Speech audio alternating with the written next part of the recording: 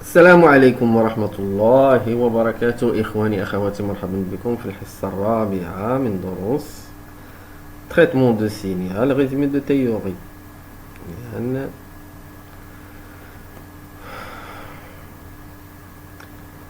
Nous allons voir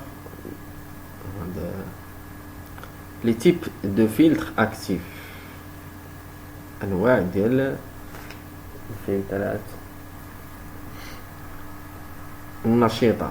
En plus d'identifier un filtre par sa fonction, passe-bas, coupe-bande, passe-haut, et par son ordre, premier ordre ou deuxième ordre, on catégorise aussi un filtre selon plusieurs critères.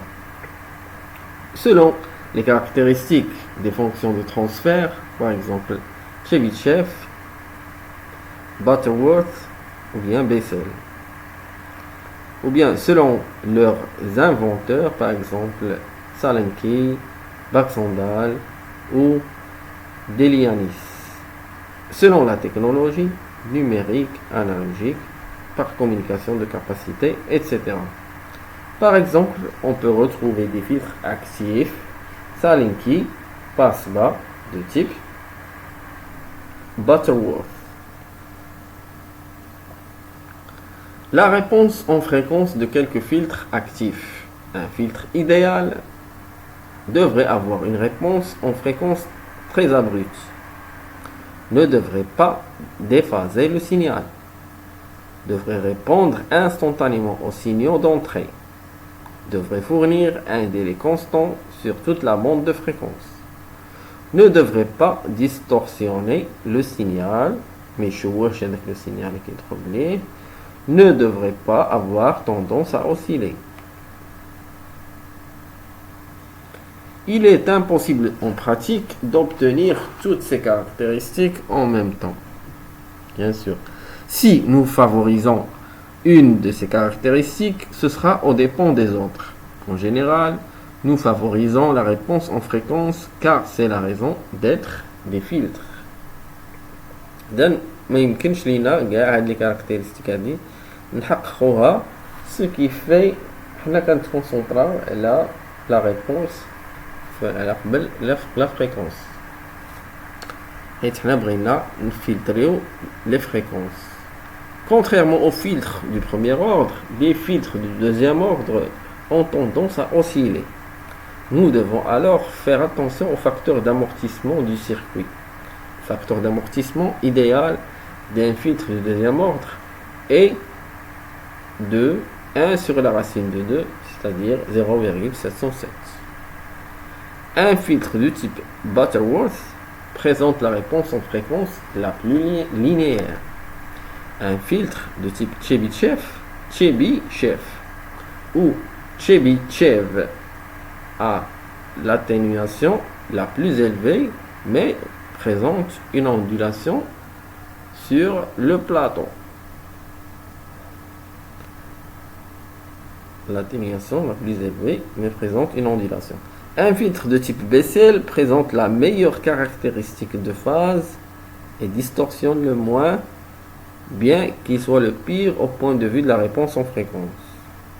Donc, suivant la caractéristique qu'on veut garder, on choisit soit Butterworth, soit Chebyshev ou bien Bessel. Les filtres actifs de base du premier ordre. Donc, nous avons filtre actif passe-bas normalisé du premier ordre. La façon la plus simple de réaliser un filtre actif de premier ordre est de faire suivre un filtre passif d'un amplificateur. Alors, la figure 1.7. Qu'est-ce qu'on a ici? Un filtre passereau du premier ordre passif. Qu'est-ce qu'on fait alors? On le fait suivre par un amplificateur opérationnel. La V sortie, elle est là.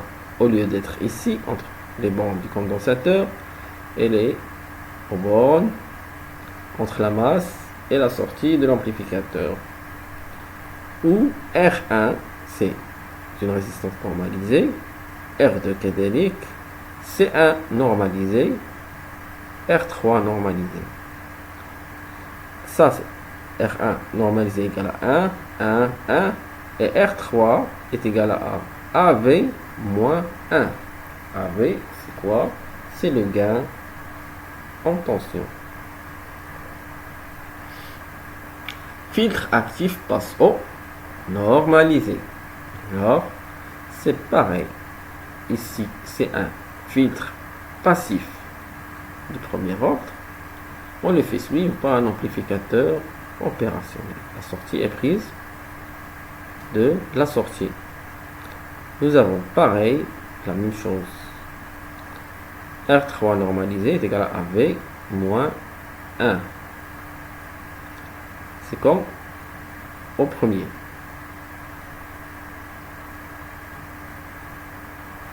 شكرا لكم إخواني أخواتي على المتابعة والسلام عليكم ورحمة الله وبركاته.